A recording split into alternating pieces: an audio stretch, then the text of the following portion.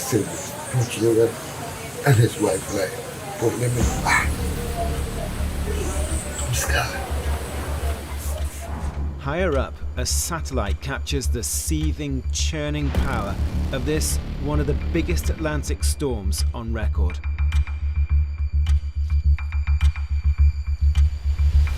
You know, in the aftermath of the storm, this is the immediate aftermath, the morning following, I remember walking my own community in East End and just hearing the rumors of how many people had died, right?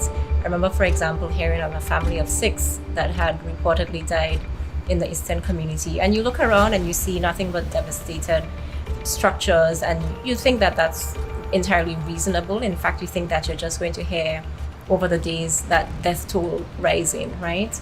And I remember the night, a few days after the storm, finally getting the report of the official death count, and it came in at 4.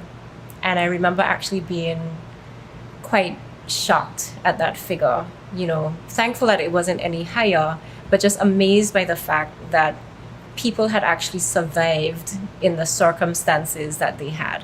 And I thought to myself, wow, there must be this collection of amazing survivor stories out there. And further, I thought there's this huge potential to use these stories to actually try to move people, and I think the majority of the world, from thinking about climate change in very abstract, futuristic terms, conceptual terms, to real, happening now, human terms. And I thought that our stories had the power to do that, to make climate change a real and present and gripping reality for people that required urgent action. I'm hopeful that the body of work, the Oma Diaries, is not seen as something of our past and sort of a historic book. I always wrote the Oma Diaries to be a book about the future, and a book that should remain relevant for as long as climate change is an issue that we have to grapple with. Epiphania for me really was a celebration of the ability of people to rebound. You know, a story of resilience, less so one of just destruction and trauma and devastation. And it's to show that in the midst of pain, that there's always some dimension of hope that we can cling to. You know, literature is a powerful tool. It's one of the most, you know, ancient and eternal forms of expression that we have, telling stories, you know, to each other, to ourselves.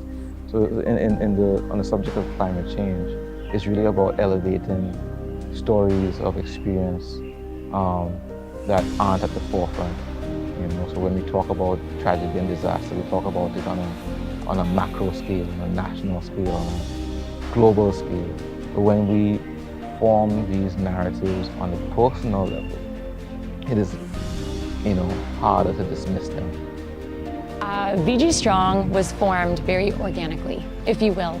Going into the storms, a group of us started preparing. We knew how bad it was going to be. We were watching intently, and we began to make plans of, let's do meet locations. If the valley is cut off, if North Sound is cut off, and just a group of concerned citizens said, let's start getting out messaging. We will meet here after the storms.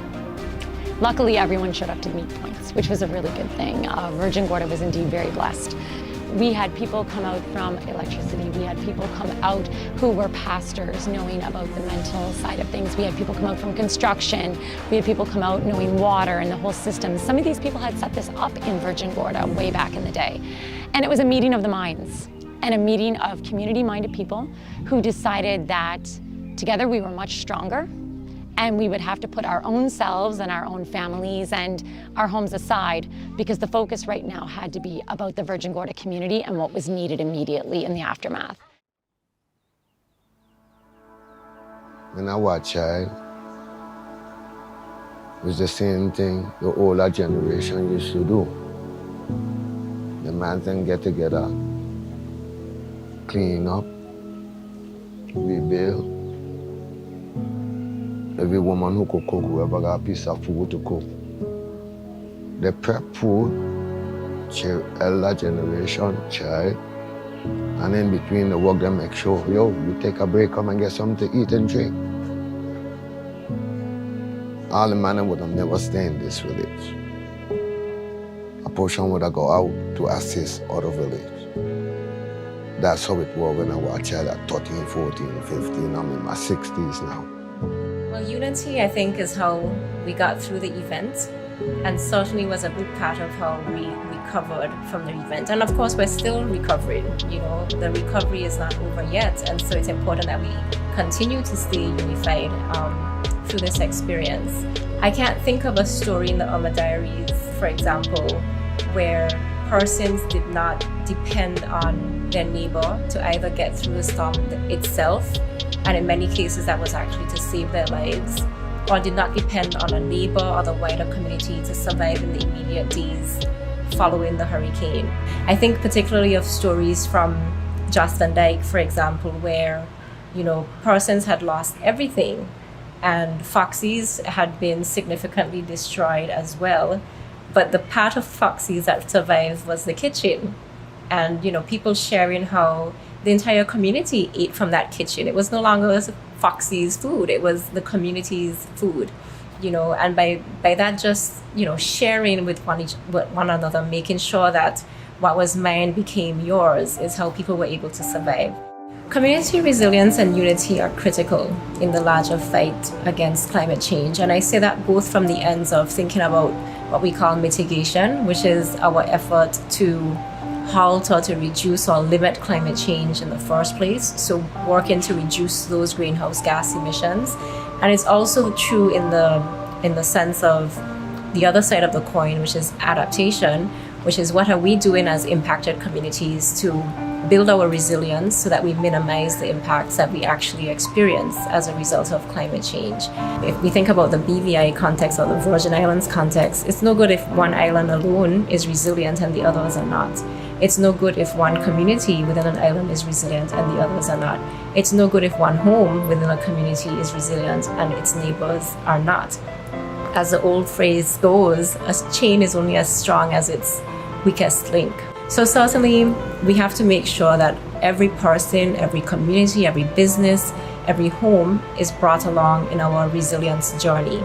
Because until we do that, we can never be truly a resilient country, resilient communities, and actually see the level of prosperity, should I say, that we would want to have. Because we don't just want to survive, we want to be able to thrive, right, in a changing climate.